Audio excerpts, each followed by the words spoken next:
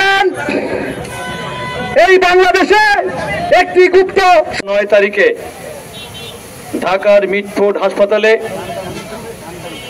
যে সোহাগকে ইট দিয়ে পিটিয়ে পিটিয়ে হত্যা করা হলো এবং তার পরবর্তীতে খুলনা দৌলতপুরে এবং পায়ে রক্তটা হত্যা করা হলো এবং ফেনীতে 3 জনকে হত্যা করা হলো।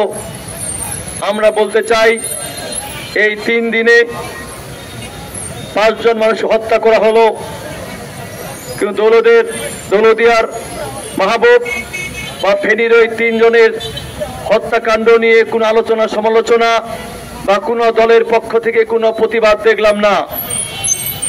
যে হত্যাকাণ্ড 9 তারিখে হলো, 11 তারিখে কিভাবে বিভিন্ন শিক্ষা প্রতিষ্ঠানে সাধারণ ছাত্রছাত্রীদের ব্যানারে আমাদের শীর্ষ নেতৃবৃন্দের নামে অসভ্য স্লোগান, যেটা আমরা উচ্চারণ করতে পারি না, চাই না, সেই ধরনের স্লোগান দিয়ে বাংলাদেশে রাজনীতিকে অস্থিতিশীল করার চেষ্টা করা হচ্ছে।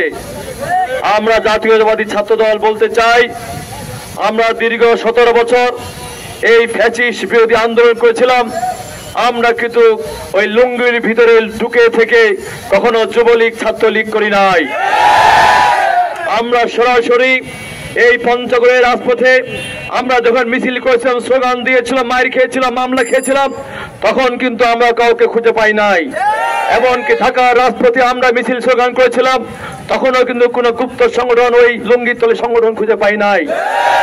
আজকে আপনারা মনে করছেন আমাদের শীর্ষ নেতৃবৃন্দের নামে কুরুচিমূলক মন্তব্য, স্লোগান।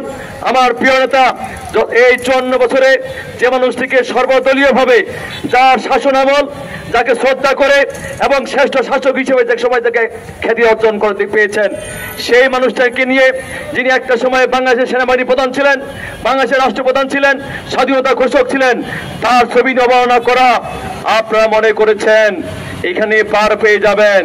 জাতীয়তাবাদী ছাত্র দলের একটা নেতা করে বেঁচে থাকা অবস্থায় আমরা খুঁজে খুঁজে বাই করব কোন কুলাঙ্গার এরকম সাহস পেয়ে। আমরা প্রকাশ্যে আজকে বলতে চাই,